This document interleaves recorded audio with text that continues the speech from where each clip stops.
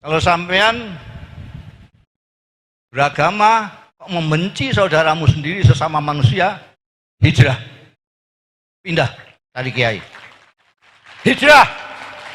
Kalau sampean tetap di situ, sampean akan keplek-keplek sama malaikat Anda.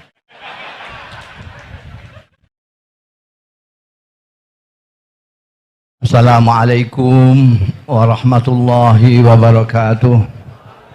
Salam sejahtera untuk kita semua. Selamat malam. Alhamdulillahilladzi tafarrada bi baqa'ih. Alhamdulillahilladzi khalaqal mauta wal hayata liyabluwana ayyuna ahsanu amala. Wassalatu wassalamu ala asyrafil anbiya'i wal mursalin sayyidina Muhammadin wa ala alihi wa sahbihi ajma'in. Para sesepuh, ini sepuh, para tokoh-tokoh, karena terlalu banyak tidak saya sebut satu persatu, nanti ada yang kelewatan. Jadi saya sebut saja semua sesepuh, bini sepuh, petinggi-petinggi bangsa, para tokoh-tokoh agama, ibu-ibu, bapak-bapak, saudara-saudaraku sekalian teristimewa yang saya muliakan dan saya cintai, Ibu Hajah Dr. Nuriyah Ananda Lisa, Ananda Yeni, Ananda Anita, dan Ananda Inayah.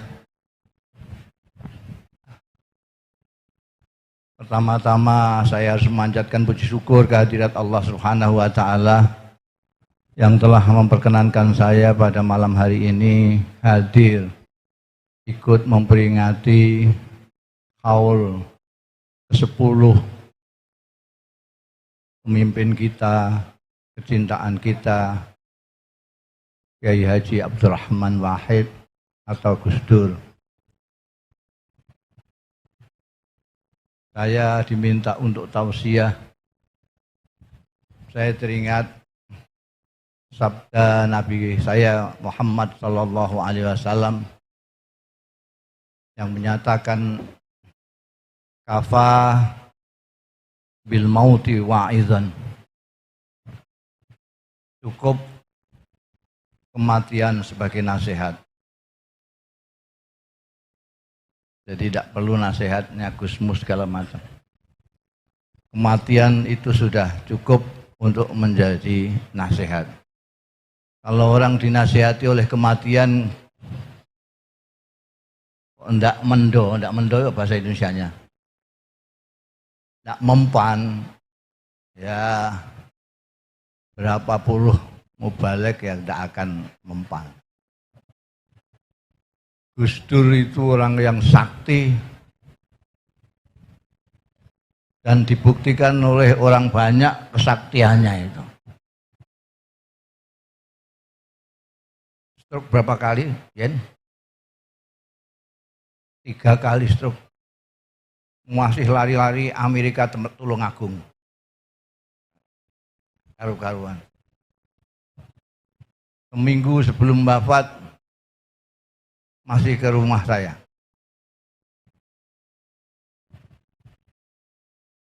Tiba-tiba ceritanya itu mestinya habis di tempat saya terus balik lagi ke rumah sakit. Tapi tiba-tiba setelah 3 jam ngobrol dengan saya, tiba-tiba bilang saya harus ke Jombang, ditimbali Simbah. Saya kaget, Ibu Nuriyah juga kaget, tidak termasuk dalam jadwal ini. Langsung ke Jombang itu. Ceritanya selanjutnya Anda sekalian sudah baca. Jadi kalau Gus Dur yang sakti saja wafat, apalagi kita yang tidak begitu sakti. Banyak orang-orang besar, orang-orang hebat, pejabat-pejabat mati, ada yang bilang alhamdulillah ada. Ada orang mati, padahal orang besar. Tapi orang alhamdulillah. Karena dia selama hidupnya menjadi beban. Jadi ketika mati, beban dirasa hilang. Alhamdulillah. Ada orang yang mati diperingati oleh keluarganya sampai 1000 hari, habis itu sudah.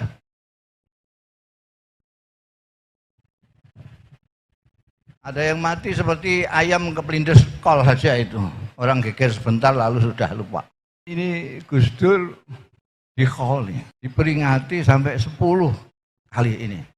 Dan ini akan terus berlangsung kalau naga-naganya ini. Didoakan setiap tahun, tidak hanya di Ciganjur. Tidak aja di Tebuireng, di mana-mana. Kanjeng Nabi Muhammad, Nabi Isa, Yesus, itu diperingati hari lahirnya. Kanjeng Nabi Muhammad diperingati hari lahirnya, Muludan itu. Yesus diperingati hari lahirnya Natal itu. Jadi sampean kalau selamat Natal ya sama dengan selamat Muludan gitu. Jadi tidak usah ribut-ribut. Bentah untuk ribut perkara selamat. Tapi kenapa Gus Dur, penerusnya Kanjeng Nabi Muhammad Shallallahu Alaihi Wasallam, tidak diperingati hari lahirnya? Apa karena ya ini tidak tahu hari lahirnya Gus Dur? Saya saja tahu. Kenapa Kanjeng Nabi pemimpin agung kita diperingati hari lahirnya, tapi Gus Dur penerusnya diperingati wafatnya? Karena Nabi Muhammad, Yesus segala macam itu maksum. Maksum itu artinya sudah mulai sudah tidak pernah berdosa lagi. Tapi kalau kiai itu ditunggu sampai tutup buku. Karena survei membuktikan banyak orang-orang yang semula itu baik tiba-tiba menjadi buruk. Dah kiai sudah hampir wali, tiba-tiba ganti profesi jadi jurkam. Jadi tim sukses. Jadi kalau kiai-kiai penerus Nabi ditunggu sampai tutup buku. Kalau ternyata istiqomah, konsisten apa yang dilakukan sampai wafat, baru umat masyarakat memperingati. Kalau tidak, sampai mau memperingati Kiai Mustafa Bisi, tiba-tiba di tengah jalan saya jadi tim sukses suatu partai yang nggak menang. Sampai nggak jadi ngekholin. Ini tunggu sampai Gus Dur ini konsisten di dalam apa? Di dalam menjadi manusia.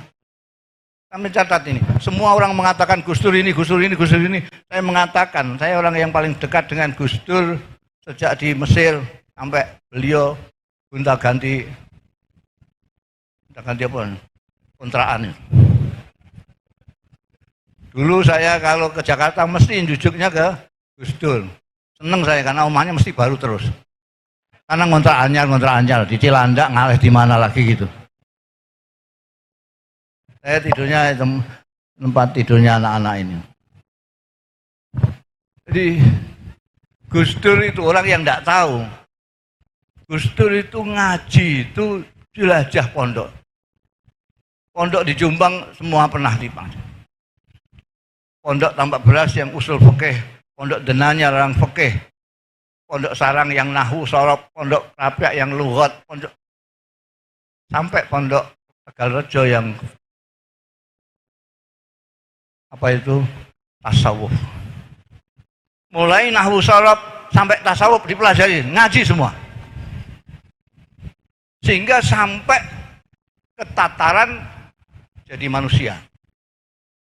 Jadi sampai kalau ngaji sudah sampai tingkat atas, sampai jadi manusia. Kalau belum itu kadang-kadang masih bau buaya. Awas hati-hati itu buaya darat itu kan.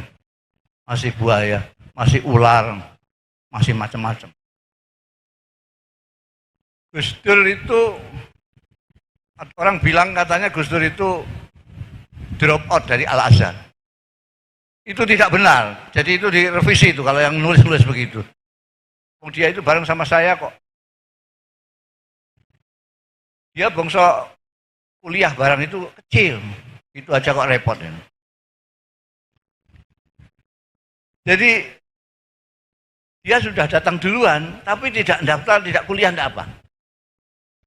Baru ketika saya datang dan daftar kuliah, dia tanya, sampai di mana?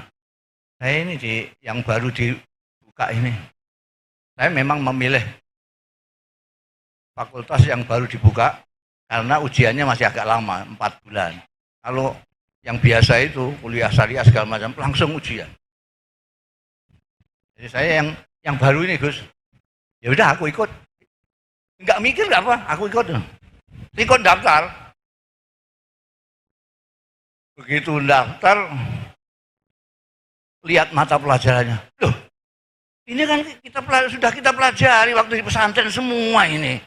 Nahwu, soroh, balaghah, mantek, ini kan sudah semua. Nah, memang saya milih yang begitu. Saya kan tidak pernah sekolah, saya tahunya cuma pondok pesantren. Saya supaya akrab ya pilih yang madahnya itu saja, mata pelajarannya itu. Wah ini kan habis-habisin umur ini. Langsung kirim daftar ke Fakultas Sastra di Baghdad. Jadi dia tidak pernah kuliah, memang bukan drop out. Di Azhar tidak kuliah.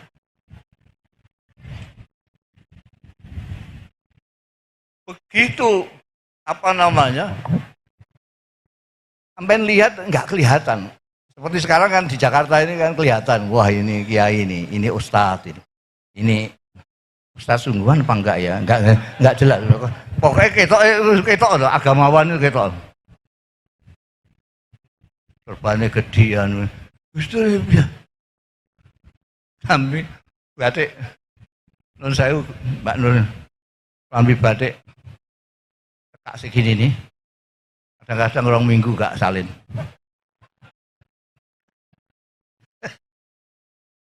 Itu datang ke seminar itu gandul begitu.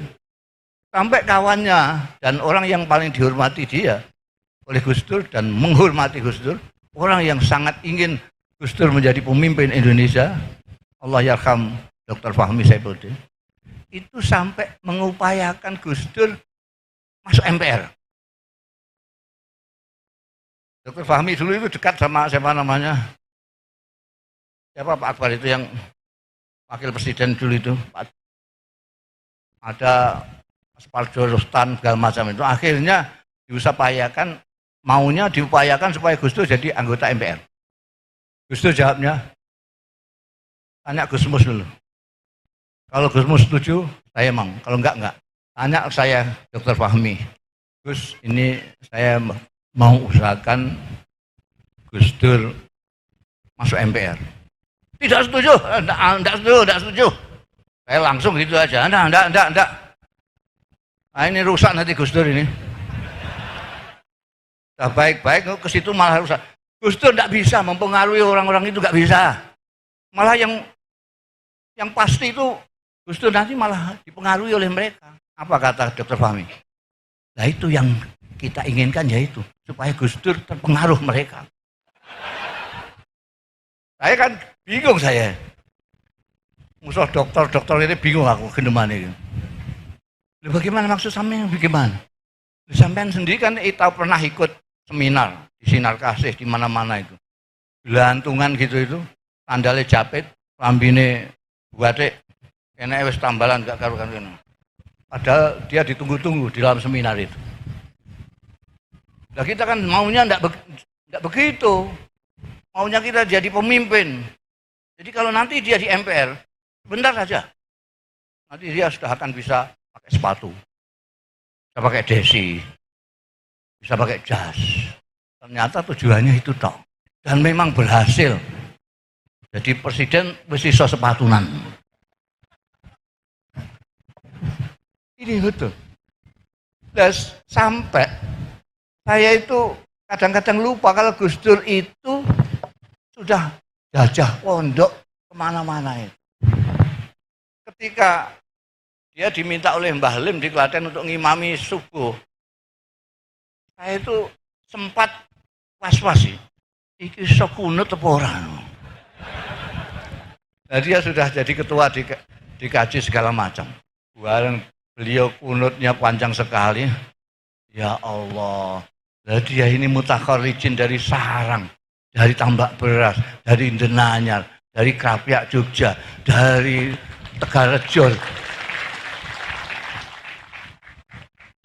Dan pesantren-pesantren itu tidak seperti orang yang ngaji di Al-Mukarram Kiai Google itu, antara dua, santri diminta untuk apakah dia setelah ngalim mengajarkan ilmunya atau mengamalkan. Tapi yang terbanyak adalah mengamalkan ilmunya. Jadi orang disebut orang alim bukan hanya orang yang ngerti ilmu, bukan orang yang pandai, tetapi yang mengamalkan. Dalam ilmu agama, seperti yang saya pahami, puncak daripada orang alim itu kalau dia sudah menjadi manusia. Manusia seperti Kanjeng Nabi Muhammad SAW, manusia yang mengerti manusia, manusia yang memanusiakan manusia. Sekarang banyak sekali pemimpin itu yang tampaknya seperti manusia, tapi nggak ngerti manusia. Kalau tidak seperti dia, dianggap tidak manusia. Jadi ukurannya manusia itu dia. Mentang-mentang dia ahli wiridan, ada orang datang minta ijazah. Saya kok sumpek dada saya, mbok saya dikasih wiridan. Ya ini baik, ini dibaca habis sembahyang ya. Ayat kursi ini dibaca habis sholat 35.000 kali ya. Ini meskipun diundang kiai, dia nggak ngerti manusia. Karena ukuran manusia dirinya sendiri. Sekarang banyak orang ukurannya dirinya sendiri. Dan memanusiakan manusia. Kanjeng Nabi Muhammad SAW itu ngerti manusia. Ini ada yang TK, bahkan ini PAUD, ini SD, ini SMP, ini SMA, ini perguruan tinggi. Gus Dur juga begitu. Tidak semua orang diomongi Gus Dur sama. Enggak seperti, enggak usah nyontohkan orang sih. Itu orang TK ditausiai kayak mahasiswa, dikuliahi mahasiswa. Kopior sirai, ambiar bahasanya inayah ini. Nabi tahu. Makanya orang yang ngaji hadis, sabda-sabda Rasulullah Shallallahu Alaihi Wasallam akan melihat banyak sekali hadis-hadis yang berbeda-beda sesuai dengan mukhatabnya. Tidak sama. Ada yang ausini ya Rasulullah, qala la taghdab. Ausini ya Rasulullah, la takzib, dan terus-terusnya. Bahkan Kanjeng Nabi sendiri mengajarkan khadibin nas ala qadri uqulihim. Tadi saya baca muqaddimah, tadi saya pakai alladzi khalaqal mauta wal hayat liyabluwana ayyuna ahsanu amala. Saya iktibas surat Tabarak. Jadi Tuhan menciptakan hidup dan mati ini untuk menguji kita. Ayyuna ahsanu amala. Siapa yang paling bagus? Bukan ayyuna aksaru amala. Bukan siapa di antara kita yang paling banyak, tapi siapa yang paling baik. Untuk menjadi baik, kita harus menggunakan akal budi kita. Untuk menjadi baik, kita menggunakan akal budi kita. Sehingga sampean bisa ngelihatlah. Sampean jangan lihat tampilannya saja, citranya kok gagah, kok galak, kok hebat. Tapi lihatlah dari sisi kemanusiaannya. Niki manusia ta ora? Sebab orang yang paling dimuliakan, makhluk yang paling dimuliakan oleh Allah adalah manusia. Balaqad karramna bani Adam. Saya di Jakarta jadi dalil terus nih. Biasanya kalau di daerah-daerah saya tidak pernah dalil. Daripada ditanya nanti dalilnya apa. Di sini kan dalil hadis ya kudu sahih. Sahih apa dhaif gitu. Koyok yo. Ini kita perlukan orang-orang yang menjadi manusia, yang ngerti manusia, yang memanusiakan manusia itu sebagai rasa syukur kita diciptakan Tuhan menjadi manusia. Kita kadang-kadang itu lupa bersyukur. Saya pidatokan di desa-desa. Saya ajak orang-orang untuk mensyukuri anugerah Allah yang paling besar yang kita lupa mensyukurinya. Karena memang bersyukur itu memerlukan kesadaran mendapatkan anugerah. Kalau kita tidak sadar bahwa kita mendapat anugerah, maka kita tidak akan bersyukur. Kita diciptakan oleh Allah Subhanahu wa taala menjadi manusia. Ini suatu anugerah yang luar biasa. Kita tidak dijadikan batu, tidak dijadikan tumbuh-tumbuhan, tidak dijadikan binatang, tapi dijadikan manusia. Manusia yang diberi akal pikiran dan akal budi. Mensyukurinya adalah menggunakan itu. Makanya Gus Dur itu semuanya menjadi kecil karena dia dekat dengan yang menciptakan manusia, Allah Subhanahu wa taala. Tidak ada yang besar. Karena itu ungkapan itu aja kok repot, itu sebetulnya menunjukkan bahwa Gus Dur itu yang besar. Ini yang besar hanya Allah, kemudian Indonesia, kemudian bangsa Indonesia, umat. Maka tidak heran kalau umat setiap saat mendoakan Gus Dur, mendoakan Gus Dur. Gus Dur adalah tokoh manusia yang ngerti manusia, yang memanusiakan manusia. Jadi, seperti yang dicontohkan oleh Rasulullah Sallallahu Alaihi Wasallam. Gus Dur itu seperti sering tadi dikatakan juga, hampir saya tidak pernah jumpa orang yang suka menertawakan dirinya sendiri. Gus Dur paling sering. Bahkan pernah suatu ketika karena dia mentertawakan dirinya sendiri, saya yang kena imbas buruknya. Pada waktu pameran lukisan sama almarhum Amang Rahman sama Dezawi Imran. Beliau waktu itu jadi presiden. Saya manfaatkan aja punya kawan presiden. Saya manfaatkannya ya itu untuk membuka pameran lukisan. Beliau datang, pidatonya itu cuma singkat sekali. Sudah tahu orang tidak bisa ngelihat, disuruh buka pameran lukisan. Itu sampai ketawa. Waktu itu nggak banyak yang ketawa, Takut presiden loh. Itu Gus Dur. Jadi beliau selalu rendah hati, bukan rendah diri. Ya bahkan kalau sangat optimis, rendah hati itu karena beliau suka ngolok-ngolok dirinya sendiri. Dia di Kuba itu keplaur nelpon saya. Tahu Kuba ya? Itu yang Fidel Castro presidennya waktu itu. Nelpon saya. Ini di mana Gus? Di Kuba. Aku tadi habis pidato, dapat aplaus yang luar biasa. Tepuk tangan yang luar biasa. Sampean bicara apa? Tepuk tangannya kok sampai begitu. Ini kan semua kepala-kepala negara di dunia itu pidato semua. Semua karena pidato orang banyak dibatasi 5 menit. Nah, untuk supaya bisa 5 menit itu dibikinlah seperti MTQ di kita itu. Di depan mimbar itu ada merah, hijau, merah berhenti, kuning siap, hijau. Nah, saya kan nggak lihat. Tapi kok pas 5 menit. Wah, mereka tepuk tangan semua.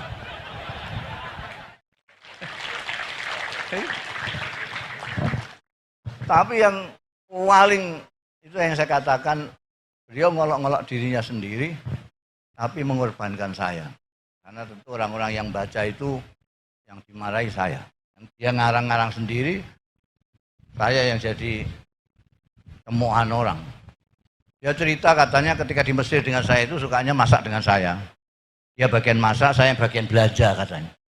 Nah, di Mesir itu, jeroan itu, jeruan dan kepala itu tidak dijual, tidak makan orang sana tidak makan jeruan, tidak makan kepala. Itu dilemprakkan itu saja. Gusmus kata dia. Gusmus itu kalau dia lihat begitu, ini aku beli ini. Loh, untuk apa? Ini beli. Pokoknya saya belilah. Itu tidak dibeli aja, mungkin dikasihkan. Murah sekali, karena nggak dimakan. Untuk apa kamu beli ginian? Untuk makanin anjing aku katanya. Untuk makanin anjing. Saya bilang gitu katanya Gus Dur. Jadi setiap hari kita masak itu jeruan terus anti rempelo. Setelah saya pindah ke Irak, Gus Mus nggak pernah ke pasar lagi karena tidak ada partner masaknya lagi, sudah tidak ada. Suatu ketika waktu di pasar ketemu penjual ayam itu. Loh, sini kamu kok tidak pernah ke sini lagi? Katanya Gus Dur. Saya jawab, nah ini anjingnya sudah pindah ke Irak. Lah kan kacau itu. Asli ini Gus Dur. Saya tidak ikut-ikut ini. Jadi Gus Dur itu tidak ada yang besar. Nah, saya semuanya kecil. Makanya santai sekali. Beliau pegangannya amal hayatud dunya illa laibun walahun. Dunia ini hanya main-main dan sendau gurau saja. Gus Dur santai. Gak pertentangan kayak orang-orangnya. Orang-orang santai sekali. Jadi sampean itu kalau beragama kok pertentangan, sampean harus hijrah.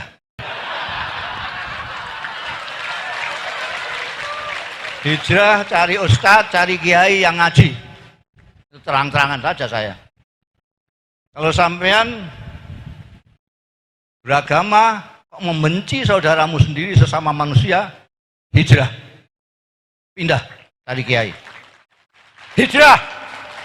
Kalau sampean tetap di situ, sampean akan keplek-keplek nama malaikat Anda. Wa mal hayatud dunya illa lahawun walaib walad darul akhirati khairun lilladzina taqau. Belakangnya apa tulisannya? Apalah takilun. Enggak punya akal kamu? Agama itu santai. Wong Tuhan itu sudah perso kita. Dapur kita itu Gusti Allah tahu. Aku memang di dapurmu kok kayak sarung. Dapur kita udah ada. Potongan kita itu potongan. Ya Allah, ini kita ini sudah paling akhir, makhluk paling akhir kita ini. Kiamat sudah kemarin itu tahun 2012. Ini sudah 20 kan sudah kelewat itu. Jadi sampean masih ngaji, sampai masih selawatan itu udah masih bagus sekali, bagus sekali. Mesti swargane lah mesti. Oh pertentangan itu lah apa? Orang-orang seperti kita ini, sampean bayangkan, umpama ditakdirkan Tuhan hidup zaman Kanjeng Nabi Muhammad. Coba sampean pikir yang cerdas.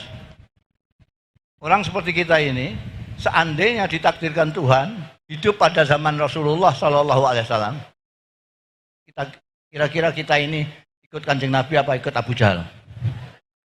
Jawab dengan cerdas sambil cermin muka kita. Kira-kira kita itu pantas enggak? Meskipun yang hebatnya seperti Imam Masjid Istiqlal, kira-kira beliau sanggup duduk bersama dengan Sayyidina Ali misalnya? Lah kemarin di Jakarta itu ada gambarnya politisi-politisi konyol itu. Di sini ditulis Sayyidina Ali. Sini ditulis Sayyidina Umar. La ilaha illallah. Goblok kok tikal-tikal begini. Itu enggak baca sejarah, enggak pakai akal belas. Jadi kiranya dia itu siapa? Sombongnya kok sampai segitu. Terus yang dipasang gambar ya menengai. Jauh. Saya sendiri pernah ngelamun itu. Wah, kalau saya ditakdirkan hidup zaman Rasulullah, enak sekali saya. Saya tidak usah baca Quran, tidak usah ngapalkan Quran. Karena ada Quran berjalan. Saya tinggal lihat Kanjeng Nabi saja. Bagaimana Kanjeng Nabi bergaul dengan Allah. Bagaimana bergaul dengan manusia. Bagaimana bergaul dengan istri dan lain sebagainya. Tinggal lihat saja. Tapi akal sehat saya yang ngamuk di dalam hati. Alah, Diapurmu ngelamun mau hidup zaman Rasulullah. Potongan kamu ini kalau ditakdirkan hidup zaman Rasulullah nggak akan ikut Rasulullah kamu. Pasti ikut Abu Jahal kamu. Potong kamu, mesem air iso kok. Mesem saja tidak bisa. Lihat saudaranya seperti macan melihat mangsanya. Khotbah ini janing swarga kok pertentangan. Itu saya nggak paham saya. Mengejak ke swarga kok mendelik. Ayo ke swarga, yuk swarga. Kalau enggak tak keblok ndasmu.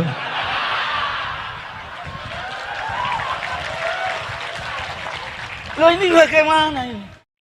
Ini Pak, ini orang Jakarta. Saya enggak.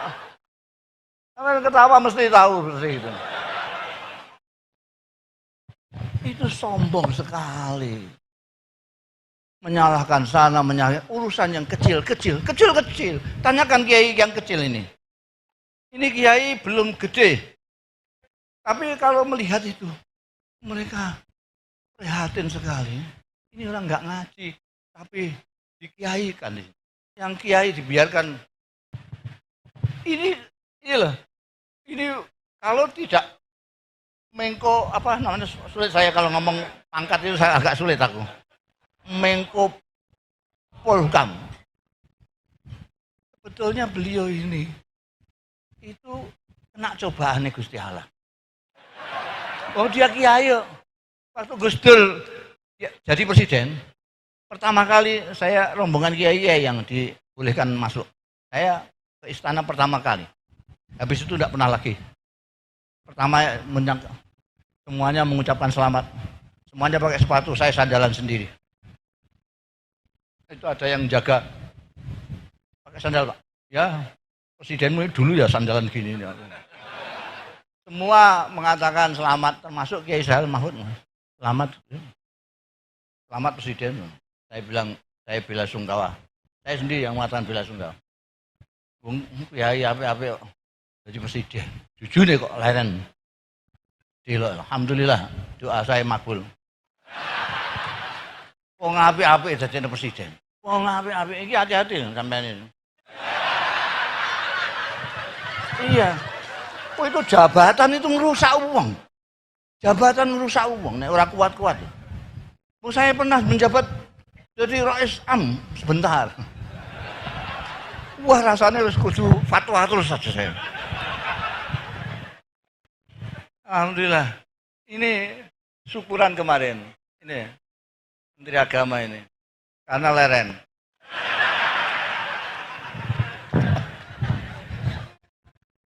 Jadi ini kiai tapi ketutupan.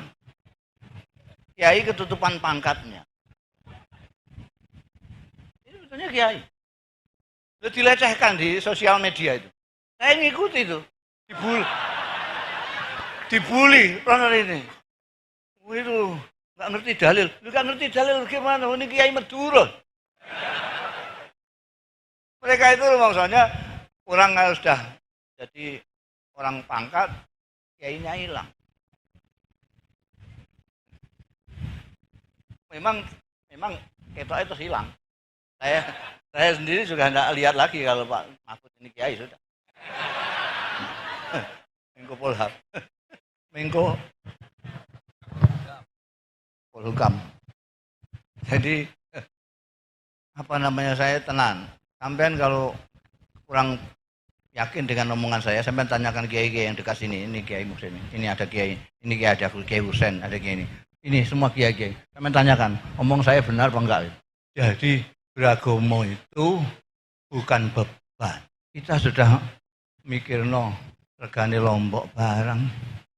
Emeh beragama kok langel ngene ya Allah. Rumangsane Gusti Allah iku rumangsane wajeme ora mendelik. Nah, orang itu lucu.